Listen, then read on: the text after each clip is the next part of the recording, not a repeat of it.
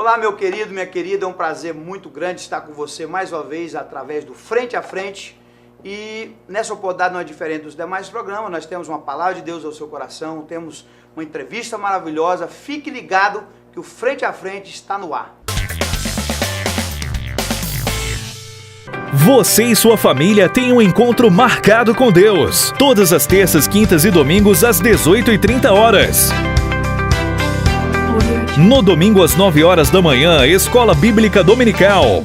Santo, Santo, Santo, Deus Todo-Poderoso, que era e há de vir. Assembleia de Deus Cidade Jardim, na Avenida Dom Emanuel. Coordenação Pastor João Costa. Bioestratos Especialista Resgate atua na reposição de massa capilar, hidrata e aumenta a resistência dos fios. Tratar do seu cabelo é a nossa especialidade. Bioestratos Especialista. O luxo de ser diva. Um estilo que acompanha seu jeito de ser. Clássico, casual, romântico, um toque de sensualidade. A grife Kleber Veloso valoriza a ousadia da mulher. Sandálias, sapatos, bolsas e acessórios em couro que completam a beleza de viver. A grife também marca o dia a dia do homem moderno. Visite showroom no Jardim América, Avenida C171, esquina com C148. Kleber Veloso, 3092-3045 ou WhatsApp 8527-1699.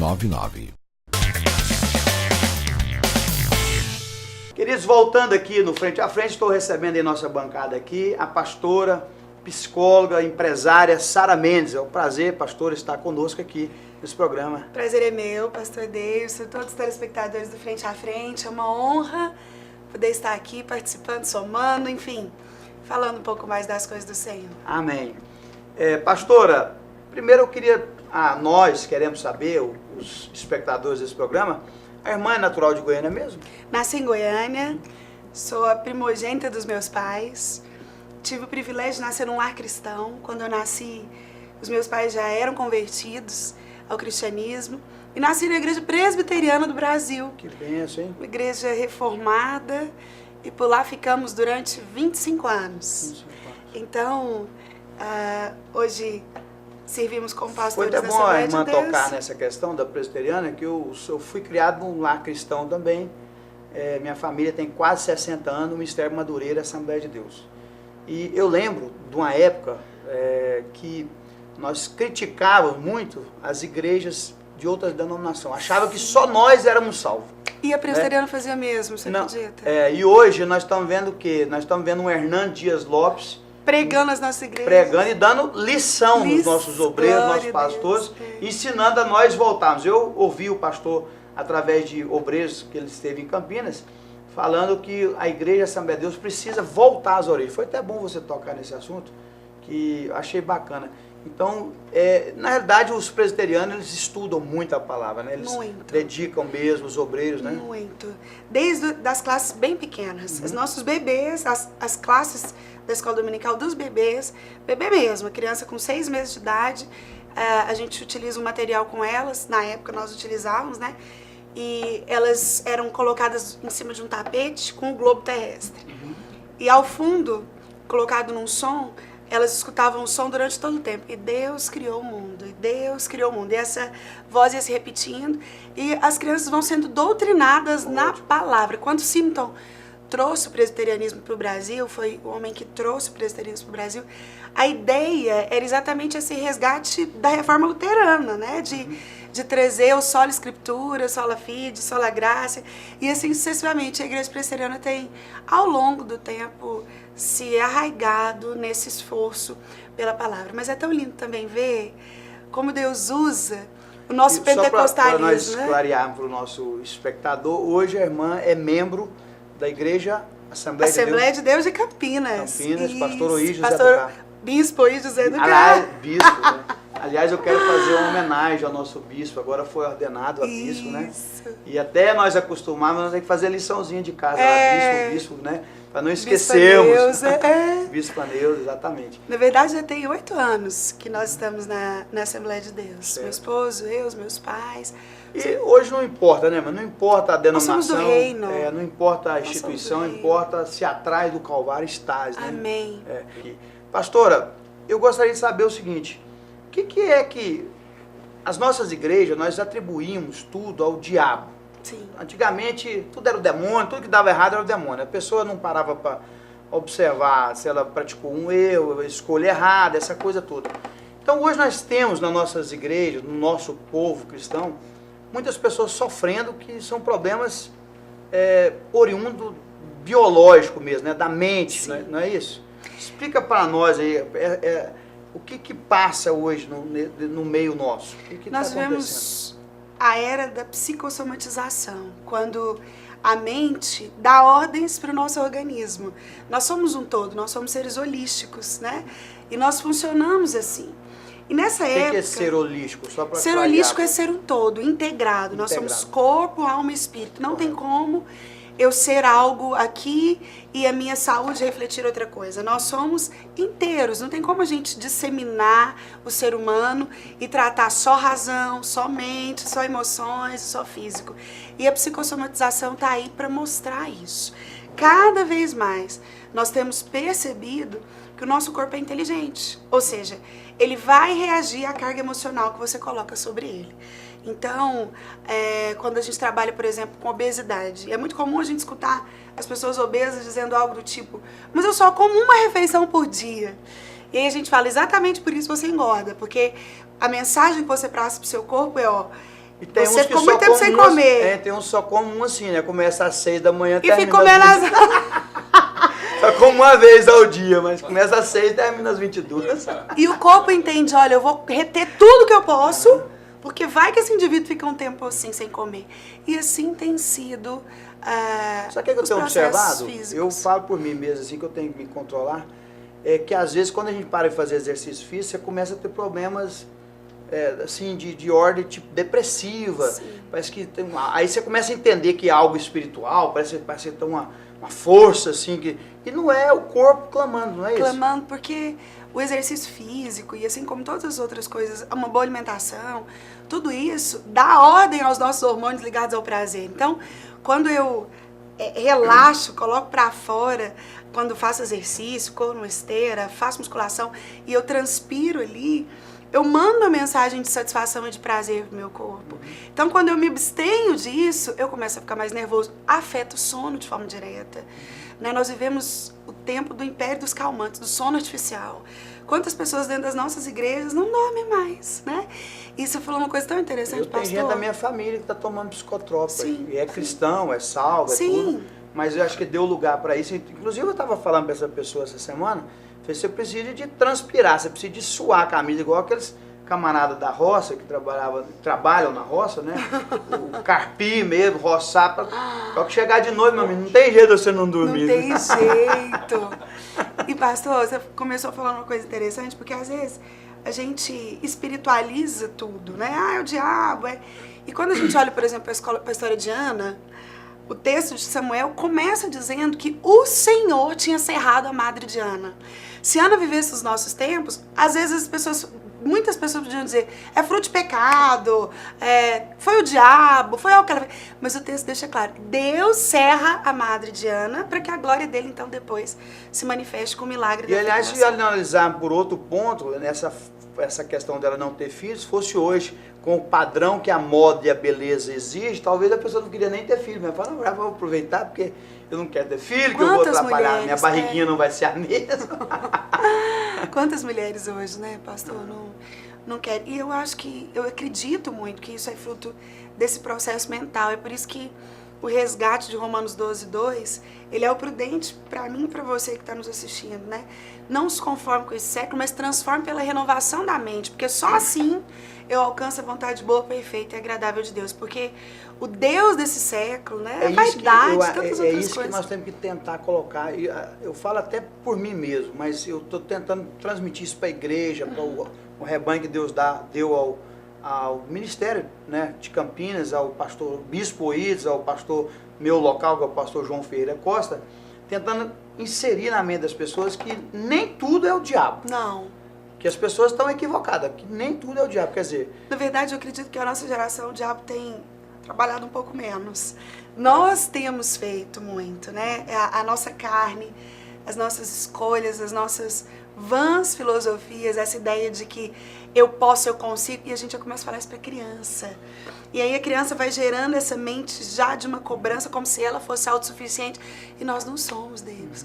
Não somos. E aí o nosso corpo começa a refletir as nossas impossibilidades. você vê uma criancinha, uma menininha minha de 5 anos, agora graças a Deus não, mas um tempo atrás já estava roendo a unha. Uma menina com 4 anos de idade, roendo. Ué, qual que é o estresse que essa menina está tendo? A ansiedade. A baleia azul, né? Tá na moda tratar da baleia azul, esse jogo que tem tirado a vida de tantos adolescentes para algumas no mundo. pessoas que algumas pessoas não têm noção desse jogo. Sim, a baleia azul é um jogo que nasceu na Rússia e o foco desses tutores, curadores que eles chamam, é levar os adolescentes a um nível extremo de desafios, até que o último desses desafios são 50 desafios, que passam por automutilações, ou seja, eles incentivam o adolescente a se cortar, o braço, acorda 4 horas da manhã, por exemplo, sobe no telhado e fica lá esperando. Isso seguindo ordens. Seguindo ordens. De uma pessoa. São grupos fechados nas redes sociais e esses adolescentes, eles são incentivados a acreditar que se eles pararem o jogo pela metade, algo vai acontecer, eles vão ser punidos, os pais vão morrer. E o fim desse jogo é o suicídio. E o adolescente, David, isso é tão sério, você que está nos assistindo é pai de adolescente, filho de adolescente, pastor de adolescente. O adolescente tem uma necessidade de ser aceito. E quando ele se sente inadequado para um grupo ou para uma cultura, ele vai buscar formas, nem que seja nesses grupos restritos de internet, mas de arrumar um código que o faça se sentir aceito. Entendi. E a baleia azul tem às tirado vezes vidas, inclusive aqui em E a Goiânia. pessoa, às vezes, por exemplo, muitos adolescentes que são retraídos, são fechados. Sim. Aliás, não só os adolescentes, né? Hoje as redes sociais, ela veio para inserir aquela pessoa que nem conversava. Isso. Né? Então na internet Ela tem voz, ele tem voz, não mostra ele a cara. Ele é ator ali, atriz, ele é uma pessoa. Pastora, além do Romanos 12, renovação da vossa mente, tem vários textos bíblicos que é bem claro, né? Paulo fala bem claro sobre a mente, né? Muito. Paulo, Pedro fala. Pedro diz que existe uma milícia pela nossa alma. A palavra alma no grego é a mesma para a mente, né? Então, a Bíblia nos dá claramente esse dever de vigiar nossa mente. Quando Efésios trata da armadura e fala que nós devemos colocar o capacete da salvação, proteger a mente. Para proteger a nossa mente. Exatamente porque a mente determina as doenças do corpo, a mente determina as atitudes que nós vamos tomando, e o Senhor nos diz em todo o tempo, cuida da mente. Joyce Meyer escreveu um livro muito famoso, Campo de Batalha da Mente, onde ela aborda exatamente essa ideia de que a nossa mente vive aquele desenho do pica-pau, o anjinho do lado, o capetinha do outro, e aí você fica sujeito entre esses dois pensamentos, e nós vivemos uma geração de pessoas confusas mentalmente, instáveis emocionalmente. Do ponto de vista emocional, por exemplo, a mulher, ela tem mais fortes emoções do que o homem ou não? Ou isso é relativo? Como que funciona? Do ponto de vista biológico? Do ponto de pastor, tudo é diferente. A mulher, ela Porque utiliza... ela tem TPM, aquela coisa tudo, toda que o homem não tem. Né? Em sua maioria, E o homem tem estresse também, que chega irado em casa, aquela loucura. A mulher, em sua maioria, as sinapses nervosas da mulher, sinapse nervosa é aquilo que o nosso cérebro faz para emitir as nossas ações. Elas se dão do lado direito do cérebro. E esse lado, por exemplo, o lado da fala, a mulher consegue falar 250 palavras por minuto. Enquanto ela fala, ela se relaciona. Ela coloca emoção, ela coloca vontade, ela coloca sonhos. E é por isso que a mulher é mais emocional e mais tendência também a mulher ter a essas psicossomatizações. Por isso que o Cláudio Duarte, ele fala muito sobre o homem ouvir bem a mulher em casa. Sim. Tá ligado? Eu tá sabendo que é a mesma coisa, a mesma notícia. Ela precisa falar mais. Não tem. E as pessoas não sabem disso. Por isso que os casamentos estão sendo dilacerados. Por isso que, às vezes, por causa de um tique, né? Uma coisinha, um detalhe, né? Nós temos dificuldade de lidar com o diferente, né? Eu sou diferente, nós somos diferentes. Na menina, uma mulher que está gerando uma menina na barriga. O primeiro músculo que a menina, gênero feminino, desenvolve já na barriga da sua mãe é o músculo da língua. Ah, não, fala isso pra mim. Então, nós nos relacionamos e nos comunicamos de forma diferente. Sério? O homem, enquanto ele conversa, ele emite recado. Como é que foi o dia? Foi bom. A mulher se relaciona. Foi bom, mas aí aconteceu isso, foi aquilo. Me fecharam no trânsito, eu parei, eu atrasei. Então, detalhes, né? Detalhes. Eu fui atender uma moça, uma senhora no gabinete pastoral e ela queria me contar algo que aconteceu, um problema no relacionamento dela. E aí eu, já querendo adiantar o assunto, não, peraí, pastor, mas eu já tô chegando lá. Ela queria detalhar, assim, mínimos nos detalhes. mínimos detalhes. Eu já sabia do que procedia já queria resolver a situação, mas peraí, pastor, eu vou... eu vou falar nos mínimos. E o que a mensagem só deixaria para nós hoje, assim, em relação ao povo que vive dentro das instituições religiosas, nós chamamos de igreja, que a igreja de Deus é uma só, o povo dele é um só. O que a mensagem só deixaria, por exemplo, para vencer isso aí? O que seria hoje, assim, o primeiro passo? Porque são muitos passos, são muitas... Sim. Né? Eu acredito que voltar à palavra é sempre uma direção inerrante. A Bíblia diz, sobre tudo que se deve guardar, guarda o seu coração, porque dele procedem as saídas da vida. Às vezes a gente tenta organizar tudo que está fora de nós. Você quer organizar o seu casamento, você quer organizar até a sua saúde, o seu relacionamento com os seus filhos, o seu ministério, o trabalho que você desenvolve, mas é impossível que nós organizemos aquilo que está fora de nós, se dentro de nós existe uma bagunça, existe uma anarquia, existem valores desorganizados, existe aquela ideia de que eu preciso alcançar algo que foge do projeto de Deus. Então, o Senhor nos fez para viver uma vida abundante e plena. E Ele está sempre disponível para cumprir a vontade dEle, que é sobrenatural e é impossível. Mas o natural e o possível, você quem tem que fazer, e eu também. Então, se você quer viver uma vida saudável, nesse ser integrado, tudo que existe em você existe para glorificar a Deus, comece guardando o seu coração. Comece colocando muros em volta do seu coração. Como? Nos seus relacionamentos. Decidir não ser tão casca de ovo. Às vezes a gente é tão casca de ovo, né? Ah, não, se falou isso comigo, eu magoei e tudo. Na verdade, a vida é tão rápida. Eu guardo o meu coração quando eu perdoo rápido. Eu guardo o meu coração quando eu relevo. Eu guardo o meu coração quando eu entendo que as pessoas têm intenções distintas por falar coisas distintas. Você também pode guardar o seu coração blindando os seus pensamentos. A Bíblia diz em Filipenses, até no em que pensar. Tudo que é perfeito, amável, de boa fama, se tem louvor, se tem virtude, isso deve ocupar o nosso pensamento. A Bíblia sabia que nós temos tendências a levar o nosso pensamento, tem um ditado antigo que diz, mente vazia, oficina do diabo. E é isso, quando nós estamos sem pensar em nada, a nossa mente divagueia, adoece. Guarde os seus pensamentos, porque assim você vai estar guardando o seu coração. Em último lugar, eu falei, guarde os seus relacionamentos para guardar o seu coração, guarde os seus pensamentos para guardar o seu coração e guarde também a sua fala. O que você diz, às vezes, nós adoecemos porque falamos demais. E aí perdemos pessoas, perdemos relacionamentos, por coisas que às vezes a gente acha que pode falar o que deve, o que acha, todo mundo sai por aí falando o que acha, e nós ferimos e somos feridos através da palavra. Então nós guardamos o nosso coração quando nós entendemos o que Tiago diz, que nós podemos colocar uma trave na nossa língua e às vezes escutar muito mais. A Bíblia diz que o falar é prata, mas o ouvir é ouro. Então você pode prevenir das psicossomatizações, do adoecimento do seu corpo, devido a uma ordem da sua mente, quando você cumpre o que a Bíblia diz, guardando o seu coração nos relacionamentos, nas pessoas, naquilo que você diz e nos seus pensamentos. Assim, você terá condições de usufruir dessa vida boa, perfeita, agradável e plena que o Senhor Jesus veio para dar a você e a sua casa. O desafio é fazer a nossa parte, sabendo que Deus sempre está disponível para fazer a dele. Gente, a palavra está muito boa, mas nós vamos para um breve intervalo e logo após a pastora vai estar ministrando ao seu coração. Você e sua família têm um encontro marcado com Deus. Todas as terças, quintas e domingos às 18h30. No domingo às 9h da manhã, Escola Bíblica Dominical.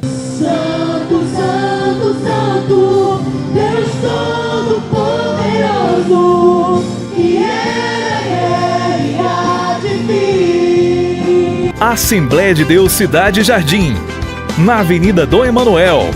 Coordenação Pastor João Costa.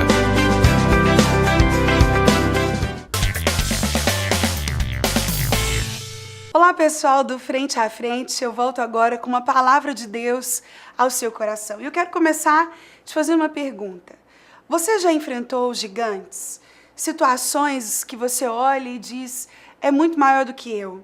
É muito maior do que aquilo que eu consigo superar. É muito maior do que aquilo que eu me planejo para vencer. A Bíblia nos traz alguém especialista em vencer gigantes. Mas eu já quero começar te dizendo algo. Vencedores de gigantes não nascem prontos. Eles são construídos.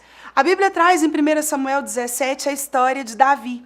Um pastor de ovelhas, uma vida simples, um filho longe de Jessé, alguém longe de parecer capaz de muitas coisas, mas Davi foi forjado nas batalhas da vida, vencendo um urso, vencendo o leão, até que no capítulo 17 de 1 Samuel, um homem chamado Golias, um gigante de quase 3 metros de altura, afronta o exército do povo de Israel e diz, olha, eu quero um homem para lutar contra mim.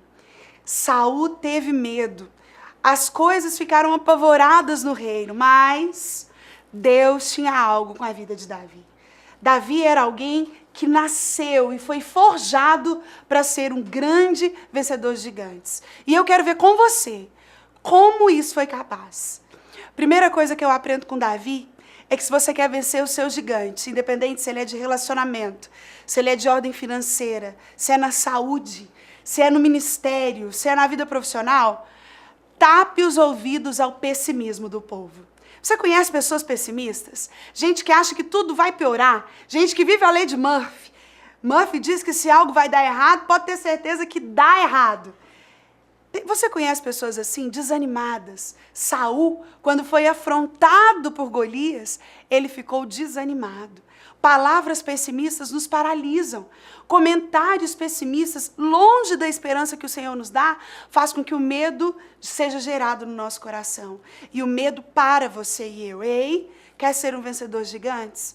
Tape os ouvidos ao pessimismo, às más notícias, às más conversações. Segunda coisa que eu aprendo com Davi, que se tornou esse grande vencedor de gigantes, é que se você e eu queremos vencer gigantes, nós também precisamos superar as críticas. Você já se sentiu criticado? Como a crítica dói. Como ela tem o poder de nos levar para baixo. Principalmente se ela vem de alguém maior, superior a nós. Foi assim que Davi teve que enfrentar. O seu irmão Eliabe, o mais velho dos seus irmãos, quando soube que ele ia desafiar, então ali Golias, Eliabe chega e fala, o que você veio fazer aqui? Você só veio ver a peleja? E Davi olha para Eliabe e diz, o que eu fiz dessa vez? E a ideia do texto é exatamente que Davi sofria contínuas críticas de Eliabe. O que a crítica é capaz de fazer com você? O jornal, um dos jornais mais importantes do mundo, de 50 anos atrás, trazia pessoas que nunca conseguiriam galgar degraus que prometiam. E entre essas pessoas estavam o Walt Disney, estava o Beethoven, estava o Henry Ford. O jornal dizia que essas pessoas nunca conseguiriam chegar onde elas pretendiam. E nós sabemos quem são Walt Disney, Beethoven e Henry Ford no mundo de hoje. Sabe o que eu quero te dizer? Se você quer vencer gigantes, não seja paralisado por críticas. Em primeiro lugar, supere o pessimismo. Não ouça críticas. Terceira coisa que eu aprendo com Davi, se eu quero vencer gigantes. Não queira imitar pessoas, mas lute com armas autênticas. Quando Davi decidiu vencer o gigante Golias, o rei Saul então falou, vem cá, que eu quero te colocar uma armadura. Essa história toda está em 1 Samuel 17. E Davi então foi vestido com aquela armadura que o exército usava, e quando ele estava pronto, ele percebeu que ele não conseguia andar com aquilo, ele não conseguia se mover com aquilo. E ele vira para o rei e fala: rei, essa não é a minha onda, eu vou lutar com aquilo que eu tenho. Ele foi então, pegou a sua funda, as suas pedrinhas e foi ao encontro do gigante. Sabe o que eu aprendo com esse texto? Nunca deseje aquilo que é do outro e não é seu. A imitação, ela nos leva a um lugar de desconforto. Davi sabia que Deus tinha algo específico para ele. Talvez você tente vencer o seu gigante fazendo o que funcionou com a vida do outro. Não faça isso. Deus tem algo individual para você. Em último lugar, se você quer se tornar um vencedor de gigantes, eu te disse que você deve tapar o ouvido ao pessimismo, superar as críticas, lutar com armas autênticas. E, em último lugar, estar determinado a vencer. O texto diz que quando Davi chega no fronte de batalha com Golias, Davi então corre para lutar com Golias. Sabe por quê? Davi estava determinado a vencer. Você está determinado a vencer o seu gigante? Ou você hoje está, amanhã mais ou menos, depois de amanhã vai depender do seu humor? Quando nós estamos verdadeiramente determinados a vencer, o Senhor nos forja, até que nós sejamos grandes vencedores de gigantes. Davi sabia que a vitória vinha de Deus e a glória devia ser devolvida para ele. Muitas vezes nós não vencemos gigantes, porque nós achamos que conseguimos e que aquilo que vamos fazer é para a nossa glória. Ei, Deus é aquele que é exaltado em toda e qualquer circunstância. A sua vitória profissional, financeira, familiar, emocional, nos relacionamentos, virá de Deus e deve ser devolvida a Ele. Davi disse para Golias: você vem contra mim com arma, lança, mas eu vou contra você em nome do Senhor dos Exércitos. Em nome de quem você luta? Em nome de quem você quer se tornar um vencedor de gigantes? Deus está pronto para fazer a parte dele. Você deve superar as críticas, lutar com almas autênticas, não separado pelo pessimismo, estar determinado a vencer e entender que tudo vem de Deus e que a glória deve ser devolvida para Ele. Que na área em que você necessita, você possa se sagrar um grande vencedor de gigantes, seja ela financeira, espiritual, relacionamentos, em qualquer que seja. Deus quer fazer de você nessa geração alguém pronto para vencer batalhas. Deus te abençoe. Queridos, depois dessa palavra maravilhosa da parte de Deus, na pessoa da pastora Sara Mendes, eu quero orar com você. Tá? Se você puder curvar a sua cabeça, onde você estiver aí, faça isso, eu quero orar contigo. Senhor Deus e Pai, no nome do Senhor Jesus Cristo e na presença do Teu Espírito Santo, nós te oramos agora, Senhor, neste momento. É no Teu nome, ó Jesus, que eu venho orar por essa pessoa, por esse indivíduo, por essa família, Senhor, que estava aí passando problemas de ordens diversas, Senhor. Meu Deus, por esse moço que está encarcerado, por essa senhorita que está encarcerada, por esse senhor que está no hospital, por essa vida, Senhor, que nos assiste. Meu Deus, abençoa cada um em nome do Pai, do Filho e do Espírito Santo de Deus. Amém e amém. Queridos, eu quero agradecer você por essa audiência qualificada e te aguardo no próximo programa, se Deus quiser.